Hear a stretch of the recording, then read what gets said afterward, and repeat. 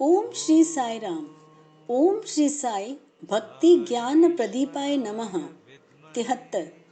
भक्ति और ज्ञान का दीप प्रज्वलित करने वाले श्री साई को हमारा सादर प्रणाम। भगवान बाबा जी ने भक्तों की मुक्ति के लिए 3 मार्ग बताए हैं: कर्म वर्क, भक्ति वर्शिप और ज्ञान विजडम। भगवान कहते हैं, ज्ञान के आधार से आप सभी कर्म कीजिए। आपका प्रेम भक्ति से यानी नम्रता, प्रेम, दया और अहिंसा से व्याप्त कीजिए। कर्म ये मानो धीमी गति से जाने वाली गाड़ी है, उसमें आप भक्ति को मिलाइए जिससे गाड़ी की गति जल्द होती है। कर्म और भक्ति से सत्य स्वरूप का ज्ञान विकसित होता है, जिससे अपने अंतर्यामी की ओर हम खुद प्रवास कर सकते हैं। श्री साई के शिरडी अवतार की यह कहानी 4/3/1912 को श्रीमती लक्ष्मीबाई खापर्डे साईनाथ की परम भक्त दोपहर के समय भोजन की थाली भोग लगाने के लिए द्वारका माई मंदिर में गई। वास्तव में उस दिन उन्हें बहुत देर हो गई थी। द्वारका माई मंदिर में दोपहर के समय किसी भी महिला को आने के लिए साईनाथ जी अनुमति नहीं देते थे, परंतु उन्होंने लक्ष्मीबाई को प्रतिबंध नहीं किया।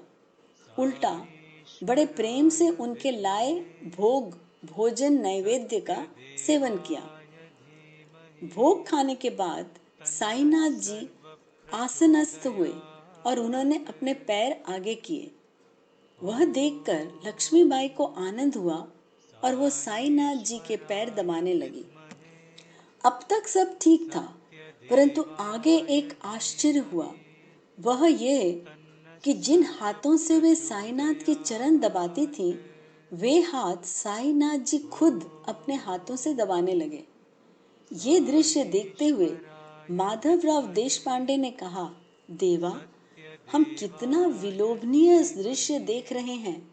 ईश्वर और भक्त के बीच का परस्पर भाव प्रत्यक्ष देखने मिल गया। ये आश्चर्यवत है। लक्ष्मीबाई की सेवा भावी वृत्ति पर साईनाथ जी प्रसन्न हुए और उनके कानों में गुनगुनाए, राजा राम ऐसे अखंड जपना।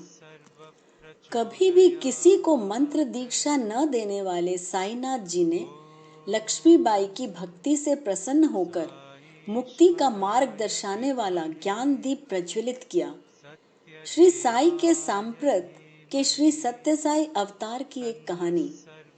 हिंदू पंचांग के अनुसार अधिक मास महीना आता है। भगवान को यह अधिक महीना प्रिय, इसलिए इस महीने को पुरुषोत्तम मास भी कहते हैं।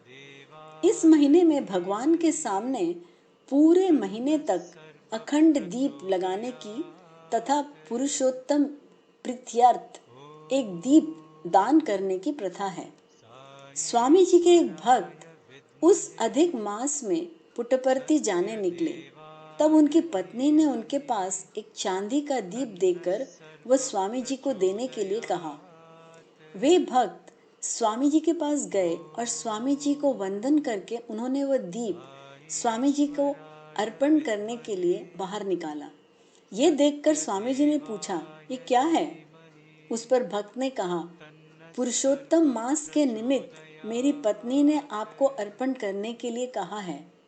ये सुनकर स्वामी जी ने दीप का स्वीकार किया, परंतु उनके चेहरे पर नाराजगी दिखाई दी। उन्होंने कहा, उसे कहो इस बाह्य उपचार की आवश्यकता नहीं है। उसने भक्ति का जो अखंड दीप अंतःकरण में प्रज्वलित रखा है, वह वैसा ही रहने दो। यह उपदेश दोनों ने हमेशा ध्यान में रखा और उसे आचरण में लाया। ओम श्री सत्य साईनाथ अर्पणमस्तु।